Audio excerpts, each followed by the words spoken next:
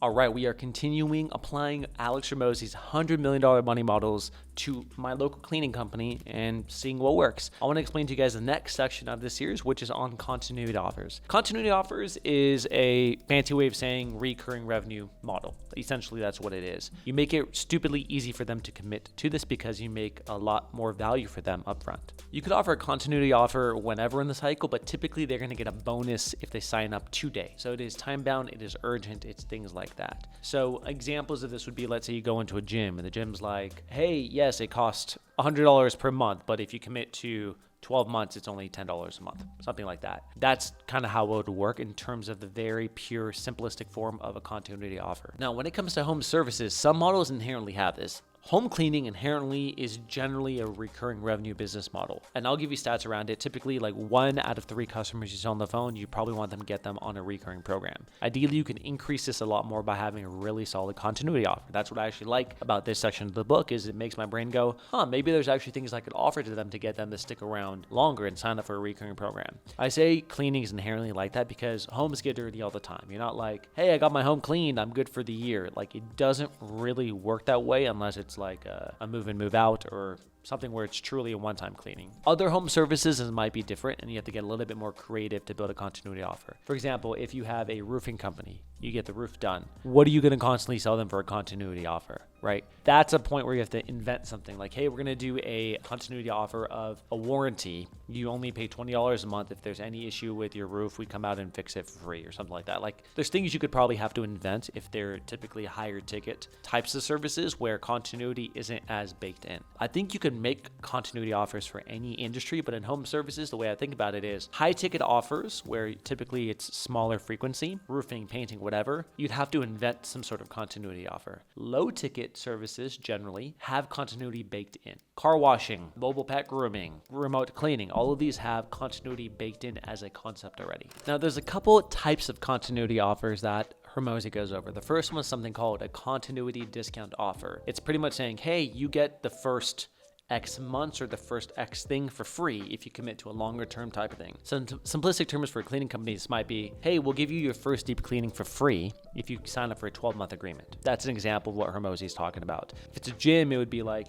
you get your first 2 months free if you sign up for a 12-month contract. There's a couple things that he explains, which I actually agree with, which is what industries to apply this free upfront thing to and not. Now, the problem with the continuity discount offer, in my opinion, is that cleaning and a lot of home services tend to be higher churn. So industries where it's low churn, like cell phone plans or whatever, where, they really enforce the contracts, it's low churn, those ones make a lot more sense to give a very strong continuity offer up front for a discount, saying, hey, you get like 5 months free and then you're locked in, or you get a month free and you're locked in. With cleaning, what I found is it is higher churn industry overall.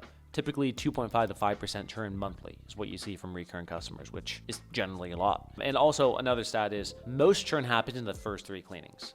Like, someone said they want recurring, but they really don't, or someone decided to try it out, they didn't love it, like whatever. There's a lot of reasons why churn happens more, and it typically happens more in the first 3 cleanings, what I found. About 43% of our churn happens in the first 3 cleanings for recurring customers. So the problem is if you give them a discount up front or a free cleaning up front and they want to churn, it is kind of hard to enforce and say, hey, you signed a contract, so I'm going to go ahead and charge you again retroactively. You can do that, right? That's what we would try out. If I gave this offer to anyone, I'd probably say, hey, you're committing to at least 6 cleanings, and I'll give you your first one for free. But if you cancel, then I'd have to charge you upfront. It's just kind of a hassle, right? Pretend someone's really mad at the first cleaning, or they decide they want to pretend to be mad. It's hard to go back and retroactively charge someone. That's the downside of using this type of offer in a high churn industry. There's something you can do though, which is you could apply the freebie towards the end.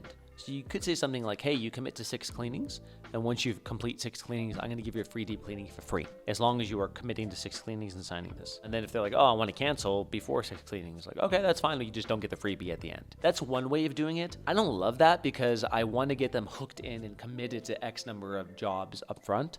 But that is another way of doing it, is you make the freebie at the end instead. Now, one thing I do like is another concept that he goes over, which is instead of doing it all the way up front, you spread the discount over a certain period. An example would be, let's say someone completes their first cleaning is $300 and their ongoing cleaning is $150 for a monthly service. Simple math, let's just talk about those numbers. I would probably do something where I tell them, hey, if you commit to 6 cleanings, I could actually get your first cleaning done for free. They'll be like, oh, for free? Like, I don't pay anything. Say, well, the way it works is you pay $300 up front. For your next 5 cleanings after this, I will apply a $50 discount to each cleaning, so you get $300 in credit back. Something like that. I like that aspect because you could pitch, even in your marketing collateral, first cleaning free, and there's obviously a caveat saying, yes, but it's a 6 cleaning commitment and you get $50 per clean off as long as you commit to this. That's a great way of making this work. And if someone cancels before they get to 6 cleanings, you'd simply say, hey, we have to just retroactively charge you the full rate so you don't get the discount applied per cleaning. That's a great way of doing it. I actually really like that offer. I think it's a strong saying, on the sales call, you could say, great, that's awesome. Oh, you're not too sure about the recurring? Hey, how about this? Do you want the first cleaning for free? And how do I get it for free? Well, you just commit to 6 cleanings, then I could give you your first cleaning for free. That's one way of doing it. And I like that. I actually think that would work for people who are kind of on the fence of this. Something I think would work well is rather than giving it completely for free or even maybe complicating it by saying, hey, I'll spread it across the first few ones, you make the first cleaning a larger cleaning. So you might say, hey, your first cleaning is $300 and the ongoing ones are $150. If you commit to at least 6 cleanings, what I could do for you is I could give you your first cleaning for $150. So it's half the price. And that way you save $150. You're just committing to 6 cleanings. This way, there's nothing really out of my pocket. Maybe I'm at least break even on the first cleaning and you get their commitment for future cleanings. Now, if they decide to cancel before the 6 cleanings, you have a contract with them saying, I'm going to charge you the full rate for the first deep cleaning. I like this. I think it's simple. I think I would roll this one out, which is pretty much saying, I will give you a massive discount on the first cleaning as long as you commit to X number of cleanings. If I'm just braining this out loud, what I've noticed is people really fear commitment when it comes to a new company. So they're on a call with you and, you're telling them, hey, commit to 6 cleanings with us. They're like, I don't want to commit to 6. I haven't even done 1. That's the biggest problem I've heard. Another idea based off of this ongoing process would be pitching $150 off your first 3 cleanings. The way it works is you could sign up for a one-time service. You could get $25 off just as a new customer promo. Or if you commit to 3 cleanings, you get $50 off the first 3 cleanings.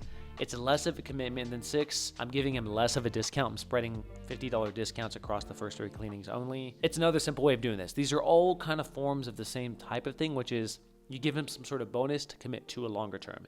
It could be discounts, it could be free upgrades, it could be whatever you want, but give them something more so they sign up for a continuity commitment with you. That's what I would do here. There's one more type of continuity offer that Hormozi mentions, which is called a waived setup offer. I think this would work in home services by doing free estimates. So you could say something like, I had someone come over to do a quote for a paint job and they wanted to charge $50 for it. And they said, hey, it's $50, but I will completely credit this back to you if you sign up for us. That's an example as one way of doing it. Another way to think about it would be if, let's say there's a gym and the gym says, hey, the initiation fee is $200, but if you sign up for a 12-month plan, I could waive the $200. Gyms do this all the time. It's fantastic. I don't want to spend $200. I'd rather waive that and then just sign up for longer term. It's just like human psychology. Now, how to apply this to a home service business? The only way I could see it is by an estimate, like, hey, getting a free estimate. Like, there's not much setup involved in service businesses. Like, imagine my gardener said, hey, there's a setup fee before I could come. And I'm like, what do you mean there's a setup fee for you to just come here and cut the grass? It doesn't make any sense. So I actually don't think this is fantastic when it comes to the residential market. The only place I could see this happening would be if there's something slightly more complex. For example, I made this franchise. Our franchisees do a lot of Airbnbs. With Airbnbs, there is a little bit more setup with the software because we hook into Airbnb calendar.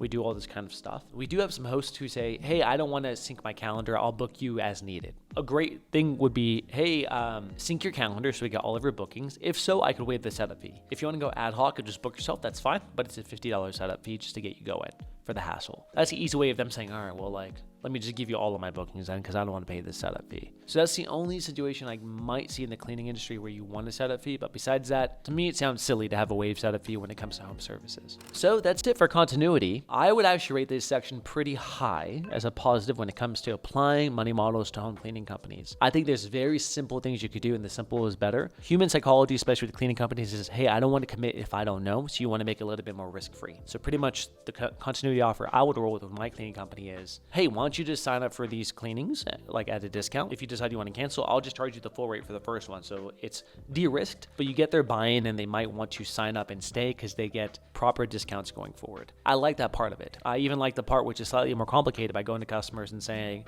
hey, do you want your first cleaning completely free? I could refund you for the cleaning. They're like, oh yeah, I'm interested. And you say, oh great, hey, your first one-time cleaning, I'll apply it across the next 6 cleanings if you want to upsell into the recurring program. I like things like that. So those are the 2 takeaways from it. Overall, I do think this is very relevant for home services, very relevant for cleaning. So giving this a go and a yes for $100 million money models.